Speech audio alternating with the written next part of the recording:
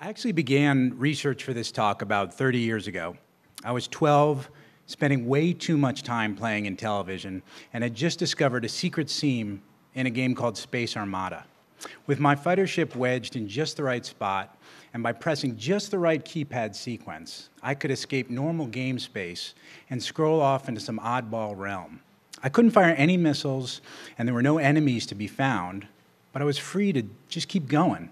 It was kind of crazy how much I loved doing this, taking these trips onto what I now recognize as the infinite canvas, the digital landscape that never ends. Years later, the web made the notion of vast compositional space more tangible to me. There was its never-ending document library, as well as the web browser's viewport, a horizontal and vertically scrollable window, ready to pan across material much wider and much deeper than the printed page. And then, of course, came touchscreen displays kicked off by the iPhone. No longer did we have to navigate with dinky PC controls like mouse and scroll bar. We were free suddenly to flick and to swipe. We could now traverse huge, potentially endless content terrains. And while it's clear that the page isn't dead, Exhibit A and B, the many thriving ebook stores, and the EPUB standard, it's equally clear that the page is a Gutenberg-era artifact. The infinite canvas calls for new kinds of content and new kinds of reading experiences. Simply taking Moby Dick and repaginating it for PCs and tablets and smartphones puts us up against some disappointingly small bore challenges, things like whether to paginate or scroll. These are important questions, but not quite McLuhan-esque enough, I suspect, to satisfy many of us in the room today. So this afternoon, I'm going to talk about my vision of the infinite canvas as a new frontier, not simply some ginormous two-dimensional sheet, but a new kind of creative space that currently sits mainly empty, a frontier awaiting its pioneers and their stories. Like any terrain, this space rewards those who understand its geography. To name a few of its richest capabilities, the touchscreen's three-dimensional space, and all the deep content that lies below the surface via tap, pinch, swipe, and spread. Multi-touch, those multi-finger operations that let users interact with content in ways we're only beginning to understand. Device movement. Accelerometer and gyroscope further reduce the gap between human and machine, and there are huge possibilities here in the realm of augmented reality. Changeable content. Infinity here means more than just something that extends in all four directions. It also describes what's inside the viewport. Where the print page is static, the infinite canvas is capable of revisions, live data, and content in motion. And new geometric forms. Picture things like twirlable cubes, first-person shooter-style navigable content layouts, and pyramid-shaped manuscripts with executive summaries on the top level and research deep dives down on the base. Any terrain, of course, has its limitations, its threats, in this case to the reading experience. To begin with, there's the question of where next. Paginated manuscripts, print or digital, make this a no-brainer. You read, then turn or swipe the page, and then repeat. But as we introduce nonlinear content, we impose the burden of choice on readers. And choice leads to anxiety and uncertainty, both of which disrupt immersion. Then there's disorientation. Using a relatively small viewport to navigate large content spaces leads to questions like, how do I retrace what I just saw? How much remains unseen? And will I ever finish this thing? All of which, opportunity and limitation, are poorly served by repurposing legacy book content. By all means, put that stuff on e-readers and e-book apps, but Moby Dick on the infinite canvas, that's like asking Ahab to hunt minnows. So what I'd like to take you on now is a fast-paced tour of some design sketches, idea ticklers, for anyone interested in composing for this new medium. First, Mashoffs. We all know mashups, those peanut butter and chocolate confections that are as tasty as they are surprising. But literature and prose in general doesn't lend itself well to such mixing.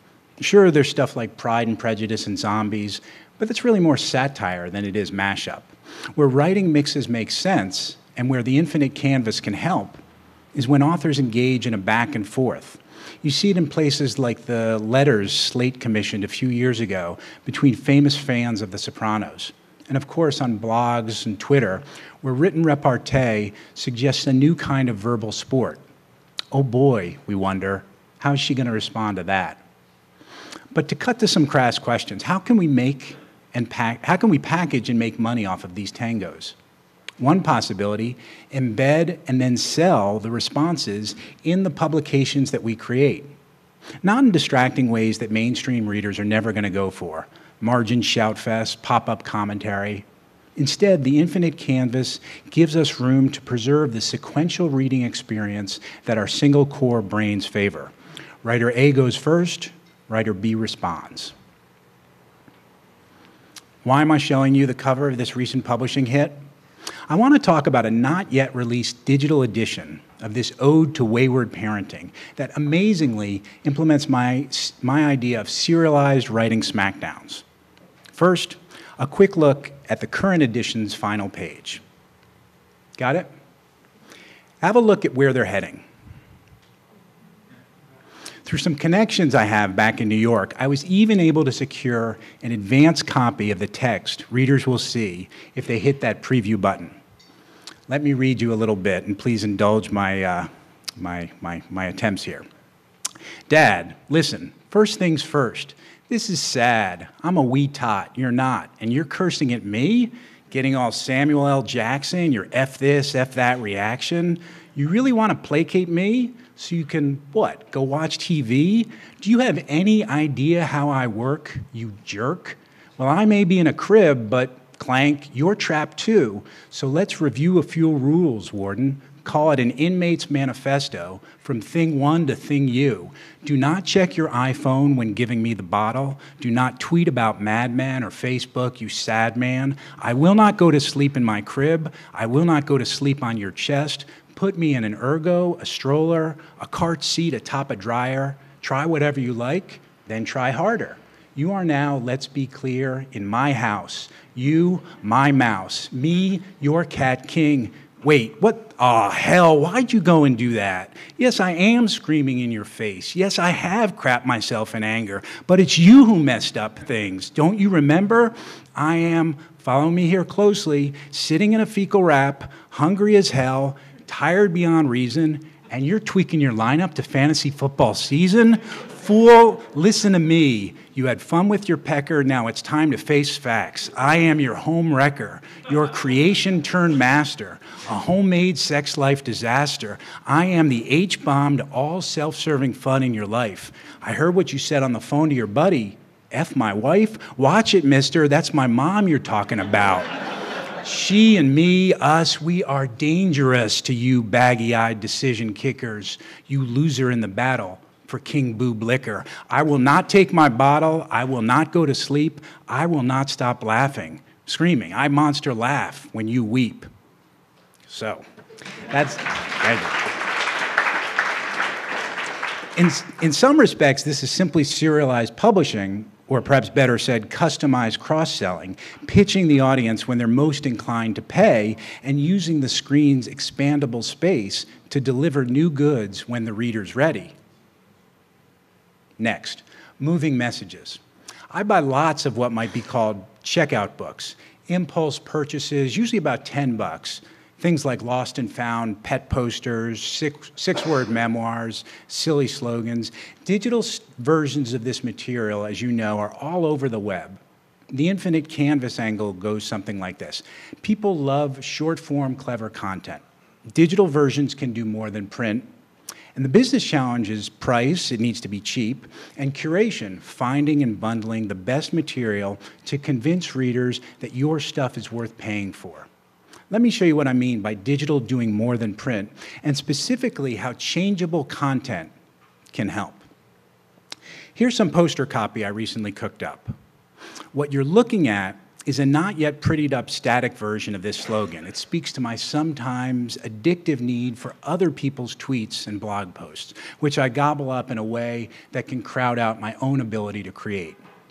Redone as a moving message, I think there's an opportunity for improvement. Here's the storyboard version of how it would look. The image opens with a challenge. Why do most of us go web surfing and content snacking in the first place?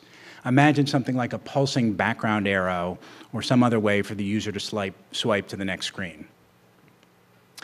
The next screen fills with the places we turn to for ideas: Facebook, Twitter, Google+, and so on. It gets cluttered and overcrowded quickly. The message to stop emerges on screen slowly, clearing away the noise. The screen-filled visual mirrors that feeling of gorging on too much digital information. Finally, the reveal. A reminder that inside all of us lies plenty of rich creative material, if we just give it a chance to breathe and take some time to mine our own minds.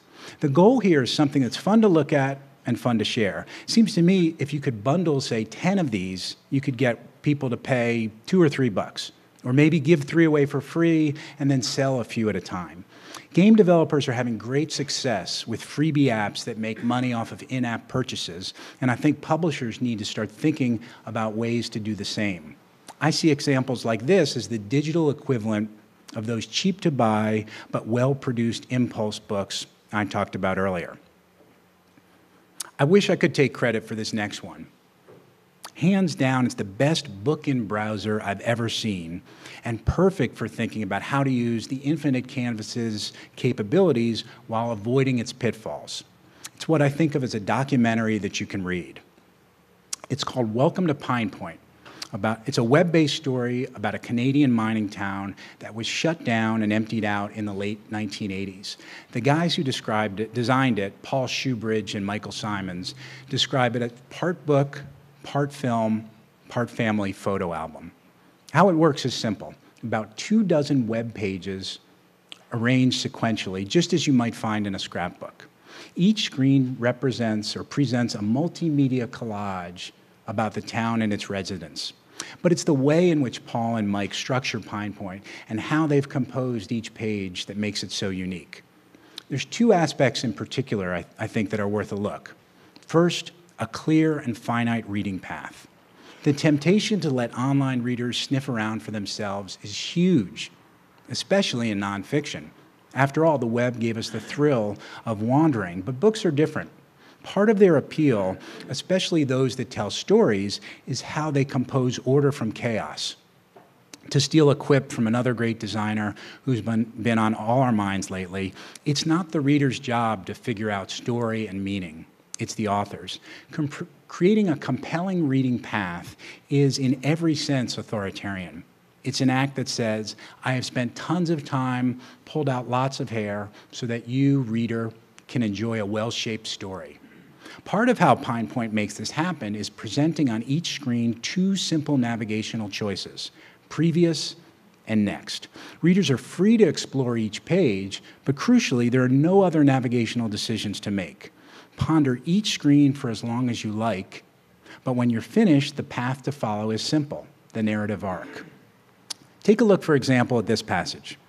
Mike writes here how he learned about Pine Point by discovering a memorial website built by a former resident. When you click Next, you arrive at a digital scrapbook. On the left page is a small excerpt of the site Mike found, and on the right is a photo album. Once you finish reading the surrounding text, you can explore what you want. Maybe click through some of the photos at right. There's about a half a dozen or so of them to look at. Or you can scroll up and down and check out some of the portions of the original site on the left-hand page. Best of all, readers never have to worry about, as we used to call it, getting lost in cyberspace. Just as important as a path that's clear is one that's finite. Not necessarily short, but one whose duration is easy to judge. This is huge in an age of info overload. Facing never-ending reading loads, audiences love anything that presents a clear finish line. It gives readers a sense of accomplishment, and that's what Pine Point delivers: a limited number of pages with a clear and conclusive ending. What you see here is Pine Point's second big accomplishment. It's got limited interactivity. The screen I just showed, for example, has only a few clickable objects. It's the same throughout. Much more of a sit back, read, and watch experience than a lean forward and investigate for yourself archive. The designers made interactive only those items that reward reader inspection. This page of badges and pins slightly obscure initially the underlying text. The action required is obvious. You drag the images so you can read the text. There's even something fitting in the act itself where you clear the badges away. It's a kind of physical reenactment of unearthing old memories. Next, the Exploratorium. I love words, I love how they sound, I love the different meanings we can extract from them. That's what led to this idea. I was thinking about whether there are any positive aspects to the word don't. Is it always about what not to do? I began by writing out some simple phrases of encouragement. Next, I played around with some silly words of advice. Ketubah is a Jewish marriage contract, for those of you who don't know. Also, a sinister variation. I began noticing how you could pair don't with other words and end up with some very different ideas. I sensed a pattern here that I could lay out a bunch of micro-observations and perhaps even spin out a story. So I explored a more visual design, and while it's still unfinished, it suggests how typography and word confections situated on a maybe not quite infinite, but certainly very large canvas could be fun to pan across and explore. The idea here is for readers to move from the big don't in the background to the trigger words, stop, point, move, worry, and so on, and then from there, read through each of the follow-on phrases. The whole image would probably never be legible on most displays. Viewers would need to navigate and explore the nooks and crannies, but exploration within limited boundaries can be a lot of fun. Finally, the last one, readers react. It's a simple idea, one that uses the infinite canvas's available space to invite readers to record and share what they're thinking. With all due respect to most of today's ebook readers and apps and their note-taking features, these implementations confine our notes to, if not back-of-the-book status, let's at least call it a digital book netherworld, where notes are cordoned off from the text that they're meant to comment on. My idea isn't meant to be a book-wide note-taking system. It's designed only for inclusion at very specific points in a text, when an author wants to hear from her audience and thinks they're likely, in turn, to want to see ideas from fellow readers. What you're seeing is a concept sketch for the book I'm writing, Breaking the Page. Shown here is the opening manifesto. As you might have guessed, I have my own ideas about what belongs on this list, but I also have this notion that my thoughts will spur readers to want to share their ideas. So that's what the space at the bottom that I've blocked out is for. I think it'll be kind of neat to cycle readers' ideas through and alongside my own. A topic-specific virtual meeting area, an invitation to exchange and preserve thoughts in a particular place, thanks to a canvas that can accommodate this stream of editions. So, 5 ideas, Mashoffs, moving messages, readable documentaries, the Exploratorium, and Readers React. My parting message is this: the infinite canvas needs new kinds of content and new kinds of reading experiences. Forget about long-form narrative. That already has its perfect form, the codex, be it print or digital. The only way to find out what exactly works best in this new creative space is to pay attention to what our displays can do and start fresh with what we want to say now, not with things that have already been said. Thank you.